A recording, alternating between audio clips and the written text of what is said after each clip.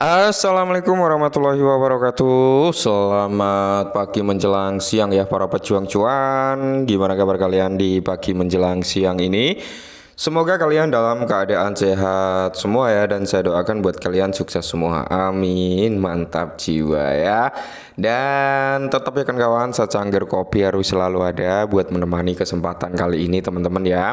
Dimana kalau kita lihat bersama-sama untuk perkembangan daripada sektor kripto kali ini pada hari ini teman-teman ya. Untuk segi market cap aja udah terlihat sangat jelas bahwasanya dia mengalami penurunan yang cukup signifikan dari area 2,19, 2,18 gitu kan. Kali ini berada di area 2,12 triliun dolar teman-teman ya. Variance Grid Index juga mengalami penurunan yang sama dari persentase 42, kali ini berada di area 37. Berarti ada penurunan sekitar 5 poin teman-teman ya. Yang mengakibatkan kinerja harga Bitcoin teman-teman kali ini udah berada di area 60.700-an ya. Yang mengakibatkan apa? Pergerakan daripada altcoin juga mengalami penurunan teman-teman ya. Dan kalau kita lihat juga dari zonasi meme coin teman-teman ya, dimana kalau kita lihat seperti Shiba Inu, Dogecoin, PP ya, Dogwave, Bong, Floki ya, dan di sini ya hampir merata lah teman-teman ya mengalami koreksi, termasuk ada Dox. Dox ini yang kemarin habis melakukan burning juga teman-teman ya, dan terjadi penurunan sekitar 7,92%. Dan kalau kita lihat dari real chart daily ya teman-teman, dari Bitcoin sendiri dia kan saat ini teman-teman ya, kalau dia mampu grow up berarti akan terbentuk yang namanya double bottom walaupun hanya tipis-tipis teman-teman ya. Tapi kalau dia nggak mampu breakout teman-teman, alias dia malah breakdown, ya kita perlu waspada dan hati-hati bahwasanya Bitcoin bisa koreksi sampai di kisaran harga 55.000 teman-teman ya, bahkan sampai di area 53.000. Mungkin kalau di area 53.000 ini akan meninggalkan shadow-nya aja gitu ya. Nah, ini adalah area yang dimana mungkin akan menjadi titik pertahanan pertama daripada si Bitcoin, yaitu di area 57. Oke. Di area 57 ini di sini ada area base dan area supportnya teman-teman ya. Nah, ketika area ini nggak mampu menahan daripada si pergerakan Bitcoin ini, maka tidak menutup kemungkinan potensi dia turun sampai di range harga 53 ribuan itu bakal terjadi. Kemungkinan besar sih di area 57 ini mampu bertahan ya teman-teman, karena antara value seller sama buyer itu lebih didominasi oleh buyer. Semoga saja area tersebut mampu menahan daripada si Bitcoin. Nah, informasi tentang bukan Dogecoin ya, Real House ya teman-teman, atau airdrop Dox lah ya.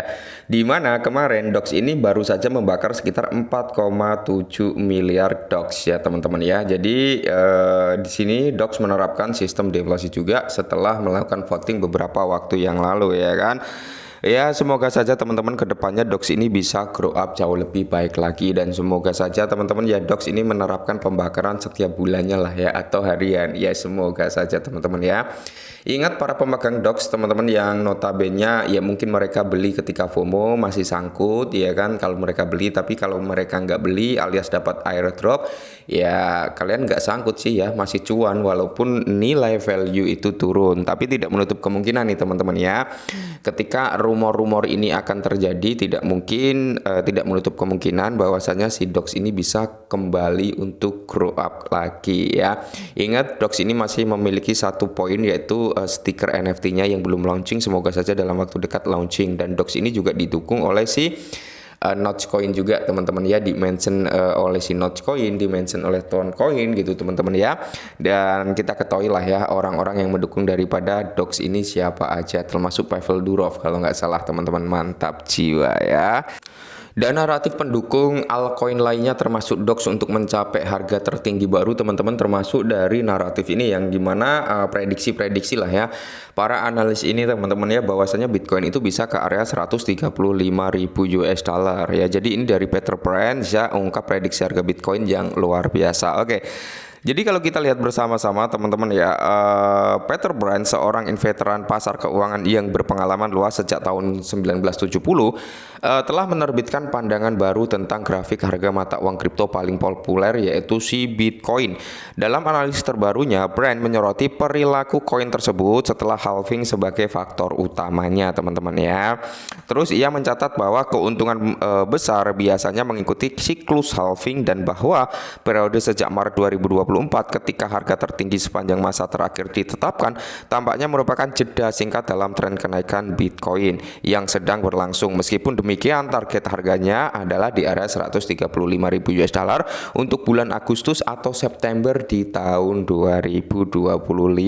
Berarti masih ada setahun kepungkur nih atau setahun lagi gitu teman-teman ya dari bulan saat ini. Oke. Jadi kalau kita lihat bersama-sama seperti yang Anda lihat, pakar tersebut tidak hanya mengesampingkan kemungkinan bahwa Bitcoin akan mencapai 6 angka sekaligus, tetapi juga bahwa Bitcoin akan meningkat sebesar 35% dalam 365 hari ke depan. Namun Brian juga memberikan titik pembatalan pada area 48.000 US dollar yang jika tercapai akan menjadikan kemungkinan ini nol ya. Jadi memang teman-teman yang nggak ada ilmu pasti di dunia sektor cryptocurrency. Oke, setiap orang itu memiliki pola pandangnya masing-masing, setiap orang itu memiliki prediksinya masing-masing.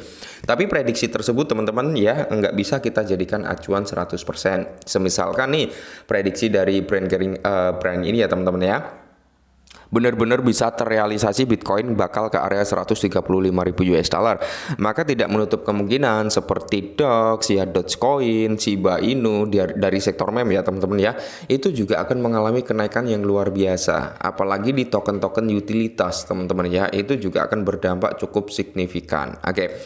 Jadi untuk saat ini yang kebelet ingin cepat kaya gitu kan, ya sabar aja teman-teman ya. Karena di sini itu nggak ada ilmu pasti, nggak ada yang tahu bottomnya Bitcoin di mana, nggak ada yang tahu bottomnya Dox itu di mana, nggak ada yang tahu lah ya bottom altcoin itu di mana gitu teman-teman ya. Hanya bisa berspekulasi, oh ini udah nyampe bottomnya nih, waktunya kita untuk buy ya. Kurang lebih seperti itu. Jadi ya mekanismenya untuk menggandakan kepemilikan kita, kalaupun kita memiliki dana lebih ya dengan sistem DCI. Siapa tahu kan dengan sistem DCI kita benar-benar dapat di harga bottomnya gitu kan. Nah, oke teman-teman ya. Jadi ya sebenarnya untuk Dox sendiri apakah layak untuk masih kita hold bang? Ya kalau menurut saya pribadi teman-teman untuk Dox ini ya, karena saya juga dapat secara gratis gitu teman-teman, saya juga nggak melakukan pembelian. Saya kira untuk Dox ini ya, dengan backingan yang ada, dengan sesuatu hal yang akan terjadi gitu teman-teman ya, mungkin si Dox ini juga bisa listing ke dalam platformnya Kraken, Coinbase, bahkan Robinhood. Ya tidak menutup kemungkinan kalau itu pun terjadi, Dox ini bakal mengalami rally kembali teman-teman ya. Ya wajar lah ya, namanya token airdrop, ketika dia listing habis itu terjadi bantingan harga itu wajar. Kenapa? Karena orang-orang yang mendapatkan airdrop itu pasti akan menjualnya. Makanya sebelum Dox waktu itu listing, saya sempat bilang jangan pernah masuk ketika dia listing. Oke, tunggu dia koreksi, pasti akan terjadi yang namanya momentum koreksi. Kenapa? Karena mayoritas orang-orang yang dapat airdrop pasti akan ngejual gitu loh ya.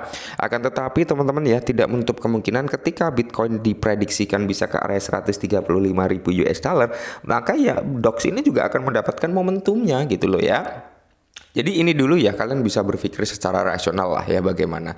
Dan sedikit informasi ini semoga membantu. Tetap semangat, kurangi sambat, dan salam cuan.